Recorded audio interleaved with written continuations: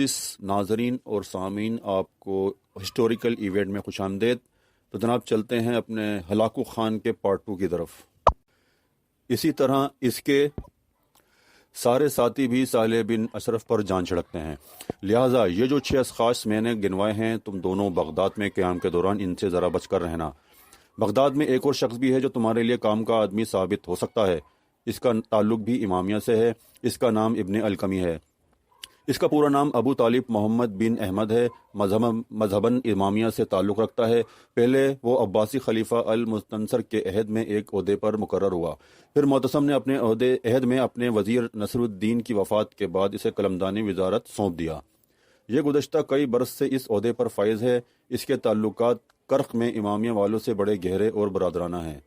یہ شخص سازش کرنے میں بھی بڑا ماہر ہے۔ اس کے متعلق میں نے سنا ہے کہ عالم، فاضل، نامور، ادیب اور کتابوں کا عاشق ہے۔ اس کے کتب خانے میں 10,000 کتب ہیں۔ بہرحال بغداد میں چند دن قیام کرنے اور امامیہ والوں کی دونوں بستیوں کرخ اور حلا کے اندر اپنے قدم جمانے کے بعد تم ابن القمی سے بھی رابطہ قائم کرنا، وہ تمہارے بڑے کام آ سکتا ہے۔ اگر تم بغداد میں کوئی مصیبت بن پڑتی ہے تو یاد رکھنا، القمی لمحوں کے اندر اس مصیبت سے تمہیں چھٹکارا دلا سکتا ہے۔ ابن القمی سے یہ مت کہنا کہ تمہارا تعلق الموت کے شیخ الجبل سے ہے، تم اس پر یہی انکشاف کرنا کہ تم دونوں کا تعلق امامیہ مسلک سے ہے۔ تم میری تدبیر کے مطابق وہاں کام کرتے رہو، امامیہ والوں کو سنت و الجماعت کے خلاف بھڑکاؤ، تم دونوں کے درمیان دشمنی اور عداوت پیدا کرو۔ یاد رکھنا، امامیہ والے بھی ایک طرف ہوں گے، سنت و الجماعت والے بھی ایک طرف ہوں گے، اور خلافت ہمارے ہاتھ میں آ جائے گی۔ دیکھو رات گہری ہو رہی ہے، اب تم دونوں آرام کرو، کل دن کے وقت پھر گفتگو ہوگی۔ اس کے ساتھ ہی شیخ الجبل کے کہنے پر اس کے 2 آدمی سیانوف اور ناؤس کو اپنے ساتھ لے گئے۔ دونوں نے قلعہ الموت کے شیخ الجبل رکن الدین خورشاہ کے پاس 3 دن آرام کیا، اور 3 دنوں کے دوران رکن الدین خورشاہ انہیں برابر سمجھاتا رہا، اور 3 دن بعد سیانوف اور ناؤس دونوں نے بغداد کا رخ کیا تھا، اور دونوں کے ساتھ شیخ الجبل رکن الدین خورشاہ کے 20 فدائی بھی تھے۔ شیخ الجبل رکن الدین خورشاہ کی ہدایت پر سیانوف نے بغداد کے محلے کرخ میں، جبکہ ناؤس نے حلا میں قیام کر لیا تھا، اور اب دونوں نے خفیہ طور پر شیخ الجبل کے بھیجے ہوئے 20 فدائیوں کے ساتھ کرخ اور حلا دونوں بستیوں کے اندر مسلمانوں کے مسلکی اور فروعی اختلافات کو ہوا دیتے ہوئے ایک طرف سے آگ لگانے کا کام شروع کر دیا تھا۔ لگاتار 1 ماہ تک بغداد کے محلہ کرخ اور حلا میں انہوں نے دن بدن مسلکی اختلافات کو تیز اور گہرا کرنا شروع کر دیا تھا، اور لگاتار اپنے کام میں مصروف رہتے ہوئے دونوں جگہ انہوں نے اپنے ایک خاص گروہ تیار کر لیا تھا، جس نے سیانوف، ناؤس اور ان کے ساتھ آنے والے فدائیوں کے ساتھ مل کر مسلمانوں کی یکجہتی اور اتحاد کو نقصان پہنچانے کا عزم کر لیا تھا۔ کرخ اور حلا دونوں علاقوں میں مسلکی اختلافات کو تیز کرنے کے بعد سیانوف اور ناؤس دونوں ایک روز محلہ کرخ میں ملے۔ جہاں وہ ملاقات کے لیے جمع ہوئے تھے وہ سیانوف کی رہائش گاہ تھی۔ دونوں آمنے سامنے بیٹھ گئے، پھر گفتگو کا آغاز سیانوف نے کیا اور کہنے لگا، ناؤس میرے بھائی، شیخ الجبل رکن الدین خورشاہ کی ہدایت کے مطابق ہم اپنے مقصد میں کرخ اور حلا دونوں مقام میں کافی حد تک کامیاب ہوئے ہیں، اور لوگوں کے اندر ہم نے مسلکی اختلافات کو ایسی ہوا دی ہے کہ اس سے دونوں مسلکوں کے درمیان دشمنی، عداوت اور اختلافات گہرے ہو جائیں گے، اور دونوں ہم ٹھوک کر ایک دوسرے کے خلاف اٹھ کھڑے ہوئے۔ اب میں نے ایک بڑا فیصلہ کر لیا ہے، اس لیے کہ جس کام کے لیے ہم آئے تھے اسے ہم نے کرخ اور حلا میں ایک طرح سے مکمل کر لیا ہے۔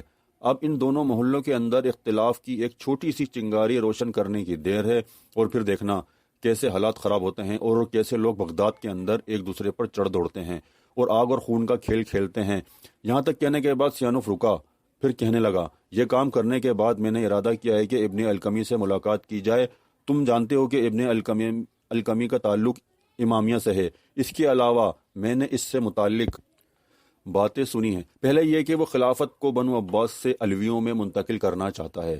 دوسری بات یہ ہے کہ وہ اقتدار اور اعلیٰ منصب کی حرص بھی رکھتا ہے، اور چاہتا ہے خلیفہ معتصم کی جگہ وہ خود مسلمانوں کا خلیفہ بن جائے۔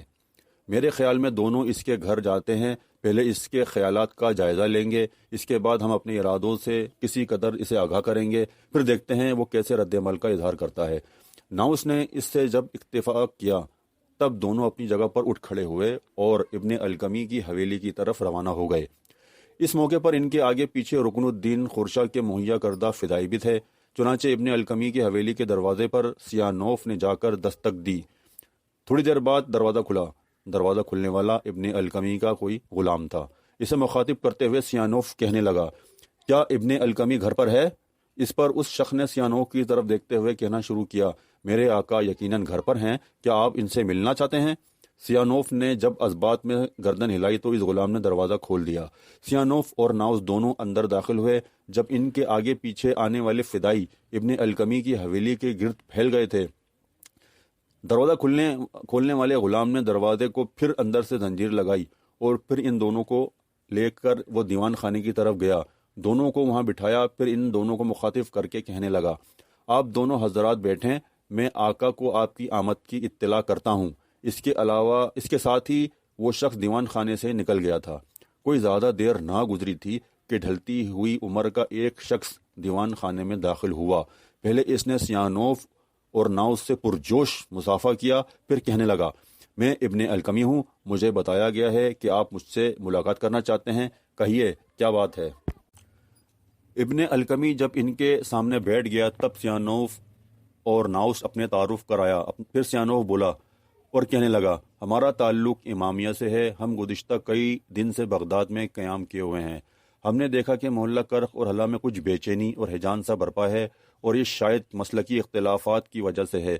क्या इसकी कोई और वजह और भी है? क्या इस पर काबू नहीं पाया जा सकता? और क्या कर्ख और हला वाले जो चाहते हैं इसकी तकमील नहीं हो सकती? अगर ये काम मुमकिन है तो इस सिलसिले में हम दोनों आपके साथ हैं। ये अल्फाज सुनकर इब्ने अलकमी के चेहरे पर मुस्कुराहट नमूदार हुई थी। इसके अपने भी यही ख्यालात थे। इस बिना पर इसने खुशी का इजहार किया। फिर कहने लगा, आप लोगों के ख्यालात जानकर मुझे दिली खुशी हुई है और मैं खुद इस काम के पीछे पड़ा हुआ हूँ और अनकरीब आप इसका नतीजा मुस्बित अंदाज में देखेंगे।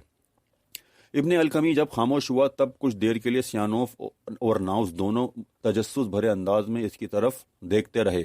फिर नाउस ने इब्ने अलकमी को मुखातिब किया, क्या आप हमें बताएंगे नहीं कि आप कर्ख और हला में उठने वाली हैजान अंगेज़ी को किस तरह काबू में लाएंगे और इसके लिए आप क्या तदबीर कर रहे हैं? जवाब में इब्ने अलकमी ने एक गैर निगाह इन दोनों पर डाली। फिर कहने लगा, इसका हल एक ही है कि खिलाफत पर कब्जा किया जाए और इसके लिए मैंने रास्ता ये चुना है कि खून ख्वार मंगोलों को बगदाद पर हमला होने की दावत दी जाए और इन्हें अनगेखत किया जाए कि अगर वो बगदाद पर हमला आवर होते हैं तो माला माल हो जाएंगे।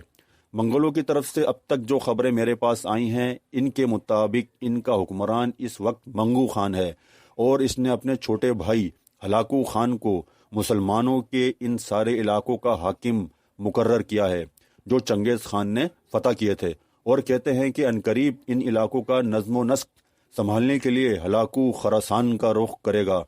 इस वक्त मुसलमानों के वो इलाके जो चंगेज़ खान ने फतह किए थे, इन पर बायदू नाम का एक मंगोल सरदार नाजिम और आमिल है और इन सारे इलाकों की देखभाल कर रहा है। मैं चाहता हूँ कि तेज़ रफ्तार कासिद हलाकू खान की तरफ रवाना करूँ और इसे दावत दूँ कि अगर वह बगदाद पर हमला आवर हो तो हम इसकी पूरी मदद और आनत करेंगे। मुझे उम्मीद है कि मेरी इस पेशकश पर हलाकू खान ज़रूर गौर करेगा और अगर वो अपना लश्कर लेकर रवाना होता है और बगदाद को अपना हदफ बनाता है तो फिर याद रखना खिलाफत हमारी होगी। यहाँ तक कहने के बाद लम्हा भर के लिए इब्ने अलकमी रुका। फिर सियानोफ और नाउस दोनों की तरफ देखते हुए कहने लगा, अगर आप लोगों ने मिलकर कर्ख और हलाक के इमामिया से ताल्लुक़ रखने वाले लोगों के अंदर एक हैजान पैदा किया है तो एक ऐसा शख्स है जो इस हैजान को ठंडा भी कर सकता है, लिहाजा इससे बच कर रहना। इब्ने अलकमी के इन अल्फाज पर सियानोफ और नाउस दोनों तेज़ निगाहों से इसकी तरफ देखने लगे थे। फिर नाउस ने पूछ लिया, आपका इशारा किस शख्सियत की तरफ है? इस पर इब्ने अलकमी बोला और कहने लगा, मेरा इशारा इमामिया के आलिम अबू अल हसन अली बिन हुसैन की तरफ है। वो मोहल्ला कर्ख ही के रहने वाले हैं और कर्ख के अंदर इनका बड़ा असर व रसूख है। यहाँ तक कहते कहते इब्ने अलकमी को रुक जाना पड़ा, इसलिए कि नाउस बोला और कहने लगा, अगर इनका ताल्लुक इमामिया से है तो फिर इनसे हमें क्या ख़तरा हो सकता है और कर्ख और हला दोनों मोहल्लों के लिए वो कैसे ख़तरा बन सकते हैं? इब्ने अलकमी के चेहरे पर इस मौके पर तंजिया मुस्कुराहट नमूदार हुई और कहने लगा, اس میں کوئی شک نہیں کہ ابو الحسن علی بن حسین ایک بہترین عالم ہیں۔ امامیہ سے ان کا تعلق ہے، لیکن وہ ایک سچے اور کھرے مسلمان بھی ہیں۔ ان کے خیالات اور لوگوں سے مختلف ہیں۔ ان کا کہنا ہے کہ ہم سب خواہ امامیہ والے ہوں یا سنت و الجماعت کے ہوں، سب سے پہلے مسلمان ہیں، اس کے بعد ہم کسی مسلک سے تعلق رکھتے ہیں۔ ان کا کہنا ہے کہ ہمارا خدا ایک ہے، ہمارا رسول صلی اللہ علیہ وسلم ایک ہے۔ ابن القمی کو رک جانا پڑا، اس لیے کہ ناؤز پھر بولا اور کہنے لگا، کیا وہ چاروں خلفاء کو راشد خیال کرتے ہیں؟ اس پر ابن القمی بولا اور کہنے لگا، بالکل۔ ان کا کہنا ہے کہ جب سارے ہی مسلمان حضرت علی رضی اللہ تعالیٰ عنہ کو قابل تکریم، صاحب وقار اور اپنا رہنما سمجھتے ہیں، تو پھر ہم امامیہ سے تعلق رکھنے والے باقی تینوں شیخان سے کیوں بیزاری کا اظہار کریں؟ ہمارے لیے وہ چاروں ایک جیسے ہی ہیں۔ یہ خیالات ہیں ابو الحسن علی بن حسین کے، اور محلہ کرخ میں ایک ایسا طبقہ بھی ہے جو بڑی سختی سے ان کے خیالات کا حامی ہے۔ ابن القمی جب خاموش ہوا تب اس بار سیانوف بولا اور کہنے لگا، ہمیں اس بات کی بہت خوشی ہوئی ہے کہ آپ ہمارے ہم خیال ہیں، خلافت کو بنو عباس سے نکال کر علویوں کے حوالے کرنا چاہتے ہیں، اور یہ کہ اس مقصد کو حاصل کرنے کے لیے عنقریب اپنے قاصد ہلاکو کی طرف روانہ کریں گے۔ یہ ایک ایسا کام ہے جو ہر کوئی نہیں کر سکتا، اس کے لیے آپ کی ذات قابل تعریف ہے۔ اس موقع پر ہم آپ سے یہ بھی کہیں گے کہ اگر ہم ابو الحسن علی بن حسین سے بات کریں اور انہیں اسی موضوع کی طرف لانا چاہیں جس موضوع پر ہم آپ سے کے ساتھ متفق ہیں، تو آپ کا خیال ہے کہ ہم انہیں اپنا ہم نوا بنا لیں گے کہ نہیں؟ ہلکا سا تبسم اس موقع پر القمی کے چہرے پر نمودار ہوا، پھر کہنے لگا، تم دونوں ضرور ابو الحسن علی بن حسین سے ملاقات کرو۔ اگر تم انہیں اپنا ہم نوا بنانے میں کامیاب ہو جاتے ہو تو میں سمجھتا ہوں ایک بہت بڑی کامیابی ہوگی۔ اس پر سیانوف اور ناؤس دونوں اٹھ کھڑے ہوئے، پرجوش انداز میں ابن القمی سے مصافحہ کیا۔ پھر ناؤس کہنے لگا، آپ ہلاکو کی طرف قاصد بھیجنا نہ بھولیے گا۔ ابن القمی نے مسکراتے ہوئے گردن ہلائی اور اس کے ساتھ ہی سیانوف اور ناؤس دونوں وہاں سے نکل گئے تھے۔ تھوڑی دیر بعد سیانوف اور ناؤس دونوں امامیہ کے عالم دین ابو الحسن علی بن حسین کی حویلی کے دروازے پر دستک دے رہے تھے۔ دروازہ جب کھلا تو دروازہ کھولنے والا ڈھلی ہوئی عمر کا ایک شخص تھا۔ اسے دیکھتے ہی ناؤس بولا اور کہنے لگا، میرا نام ناؤس ہے اور یہ میرا ساتھی ہے اور اس کا نام سیانوف ہے۔ ہم محترم ابو الحسن علی بن حسین سے ملنا چاہتے ہیں۔ اس شخص کے چہرے پر ہلکا سا تبسم نمودار ہوا، کہنے لگا، میں ہی ابو الحسن ہوں، آپ اندر تشریف لائیں۔ اس کے ساتھ ہی وہ دروازے سے ایک طرف ہٹ گئے۔ سیانوف اور ناؤس دونوں حویلی میں داخل ہوئے۔ ابو الحسن نے دروازے کو اندر سے زنجیر لگائی اور ان دونوں کو اپنے ساتھ دیوان خانے میں لے گئے، انہیں اپنے سامنے بٹھایا، پھر کہنے لگے، آپ بتائیں آپ کو مجھ سے کیا کام ہے؟ اس پر ناؤس بولا اور کہنے لگا، ہم اس سے پہلے ابن القمی سے مل کر آئے ہیں۔ ہم نے دیکھا ہے کہ محلہ کرخ اور حلہ کے اندر سنت و الجماعت کے حکمرانوں کے خلاف ایک ہیجان اور نفرت پائی جاتی ہے۔ لوگ بنو عباس کی خلافت سے مطمئن نہیں ہیں اور خلافت کو علویوں میں منتقل کرنے کے خواہش مند ہیں۔ اسی سلسلے میں ہم آپ سے بات کرنے کے لیے آئے ہیں کہ آپ اس معاملے کو اپنے ہاتھ میں لے لیں۔ بغداد کے اندر آپ جیسی شخصیت کا وقار اور عزت ہے، لوگ آپ کی بات مانیں گے اور جس طرح آپ کہیں گے اسی طرح ہم عمل کریں گے۔ ایسا ہو جانے کی صورت میں خلافت بنو عباس سے بڑی آسانی کے ساتھ علویوں کے طرف منتقل کی جا سکتی ہے۔ سیانوف اور ناؤس کی یہ گفتگو سن کر ابو الحسن علی بن حسین نے ایک ناپسندیدہ سی نگاہ ان پر ڈالی اور کہنے لگا، دیکھو میرے عزیزو، میرے ساتھ مسلمانوں سے متعلق اوہام کے کالے بادلوں اور تخیل کے پرپیچ راستوں کسی باتیں نہ کرو۔ اگر مسلکی اختلافات کو ہوا دی گئی تو یاد رکھنا اس میں صرف ایک مسلک والے کو نقصان نہیں پہنچے گا، دونوں مسلک والوں کو خمیازہ بھگتنا پڑے گا، اور مسلمانوں کی حالت تاروں کے کفن پہنتی شام آتی جاتی رتوں کی بختی کی لکیروں سے بھی ابتر ہو کر رہ جائے گی۔ لوگ ایک دوسرے کا گریبان پکڑیں گے، بغداد کے اندر امن کی سطح کو لرزاں کر دینے والے طوفان اٹھیں گے، افق کی گردن پر لہو کی سلیبیں جما دی جائیں گی۔ دیکھو میں تمہیں نصیحت کرتا ہوں، مسلمانوں کی زندگی کے تلاطم میں سلگتی آگ، اداس شاموں، سونی پڑی گلیوں کا سا ماحول پیدا کرنے کی کوشش نہ کرو۔ تمہیں چاہیے کہ مسلمانوں کے اندر اتفاق اور یکجہتی کی بات کرو۔ سنو، ہم سب سے پہلے مسلمان ہیں، اس کے بعد ہمارا کسی مسلک سے تعلق ہے، اور اگر ہم مسلمان ہونے کو پس و پیش رکھتے ہیں اور پہلے مسلک کی بات کو ہوا دیتے ہیں تو یاد رکھنا ہمارے اندر نا اتفاقی اور کمزوری پیدا ہوگی، اور ہمارے ارد گرد جو ہمارے دشمن بھوکے گدھوں کی طرح اس طاق میں ہیں کہ مسلمانوں کے اندر نا اتفاقی اور نفاق پیدا ہو اور ہم انہیں نوچ کھائیں، وہ ہم پر امٹ پڑیں گے۔ اگر مسلمانوں کے اندر اتفاق اور تعاون رہتا ہے تو یاد رکھنا کہ ان کے اندر مہتاب کے نور اور نجوم کی درخشانی جیسی یکجہتی رہے گی، اور وہ ایک لازوال اور بے مثال قوت بن کر اپنے ہر دشمن کے مقابلہ کر سکیں گے۔ لہٰذا تم سے پھر کہتا ہوں کہ مسلمانوں کے اندر نوحہ گری اور کا آخری کورام ذلت و پستی کا تخم بننے کی کوشش نہ کرو۔ اگر تم مسلمانوں کے اندر اتفاق، تعاون، پیار اور محبت کی بات کرتے ہو تو پھر میں قدم بقدم تمہارے ساتھ ہوں۔ یہ بھی یاد رکھو، بنو عباس حضور صلی اللہ علیہ وسلم کے چچا عباس کی نسل سے ہیں، ہاشمی ہیں اور قابل احترام ہیں۔ ابو الحسن بن حسین جب خاموش ہوئے تب سیانوف بولا اور کہنے لگا، اگر ہم مسلکی اختلافات کو تقویت دے کر خلافت کو تبدیل کرنا چاہتے ہیں تو پھر آپ کا کیا رد عمل ہوگا اور آپ کیا کریں گے؟ ہلکا سا خوبصورت تبسم ابو الحسن بن حسین کے چہرے پر نمودار ہوا اور کہنے لگے، میں وہی کچھ کروں گا جو میرے اللہ اور میرے رسول صلی اللہ علیہ وسلم کا حکم ہے۔ تم لوگوں کو پکاروں گا اور انہیں اتحاد و یکجہتی کا پیغام دوں گا۔ اگلے روز ابو الحسن علی بن حسین محلہ کرخ میں ایک بلند جگہ کھڑے ہو کر لوگوں کو مخاطب کرتے ہوئے کہہ رہے تھے، لوگوں، بغداد شہر کے اندر کچھ لوگ انجانے پروں پر پرواز کرتی قضا پھیلتے بڑھتے خونی سیالوں، دل و جان کے رشتوں کو معدوم کر دینے والے آتشی ریگزاروں کے بگولوں کی طرح کام کر رہے ہیں۔ مسلمانوں کے اندر وہ مسلکی اختلافات فروعی مسائل کو ہوا دے کر مسلمانوں کی حالت منزلوں کے ٹوٹے سنگ میل موت کے دائرے بنتے بھنور جیسی کرنا چاہتے ہیں۔ یاد رکھو، ایسے ہی لوگ مسلمانوں کے اندر مظالم کی رودادیں، خطاؤں کی کہانیاں تحریر کرتے ہیں۔ ایسے ہی لوگ نفس پرستی کے طوفان کھڑے کر کے جاگتے ہولناک سپنوں کا سا ماحول پیدا کر کے رکھ دیتے ہیں۔ سنو، مجھے غور سے سنو، جو باتیں میں تم سے کہہ رہا ہوں یہ باتیں میں اس سے پہلے بھی تم سے کئی بار کہہ چکا ہوں، لیکن آج جو کچھ میں کہہ رہا ہوں وہ یوں جانو کہ میں نے اپنی آنکھوں سے ایک خواب دیکھا ہے۔ اس خواب کی تعبیر تمہارے سامنے بیان کر رہا ہوں۔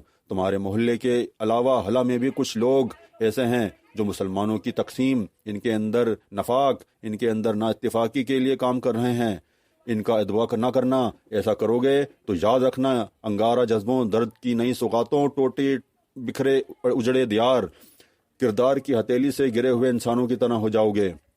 بوند بوند پانی کو ترستے بادلوں اور غموں کے منجمد لمحوں کی طرح اپنی موت آپ مر جاؤ گے۔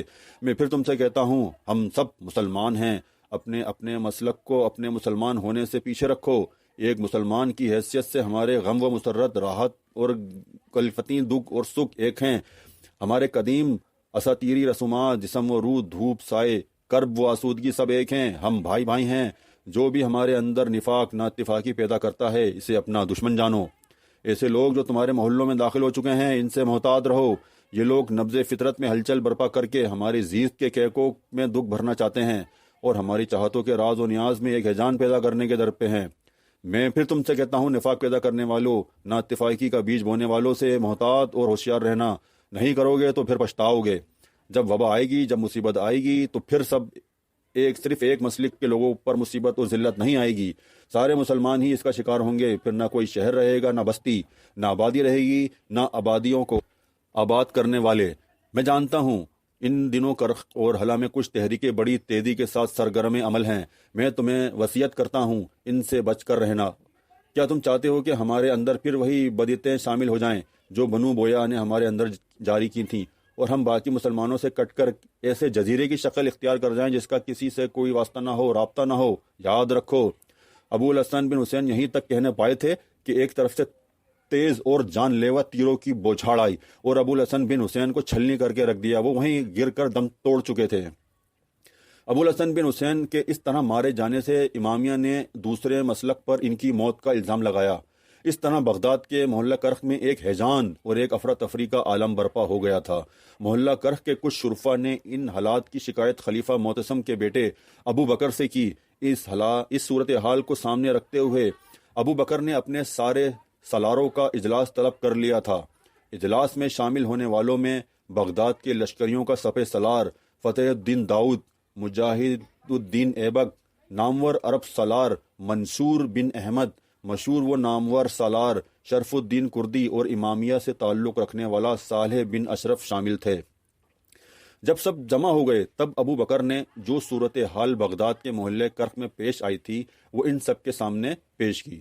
اس موقع پر لشکریوں کا سپہ سالار اعلیٰ فتح الدین داؤد بولا اور ابو بکر کو مخاطب کر کے کہنے لگا، میرے خیال میں سب سے پہلے صالح بن اشرف کو اپنے خیالات کا اظہار کرنے کا موقع دیا جائے، اس لیے کہ یہ اسی محلے کا رہنے والا ہے، وہاں کے حالات کو بہتر طور سے جانتا ہے۔ ابو بکر کے علاوہ باقی سالاروں نے بھی فتح الدین کی اس تجویز سے اتفاق کیا تھا، لہذا سب صالح بن اشرف کی طرف دیکھنے لگے تھے۔ صالح بن اشرف نے گلا صاف کیا، پھر دکھ بھرے انداز میں کہنے لگا، ہم مسلمانوں میں مصیبت یہ ہے کہ ہم آپس میں اتفاق اور یکجہتی قائم نہیں رکھ سکتے۔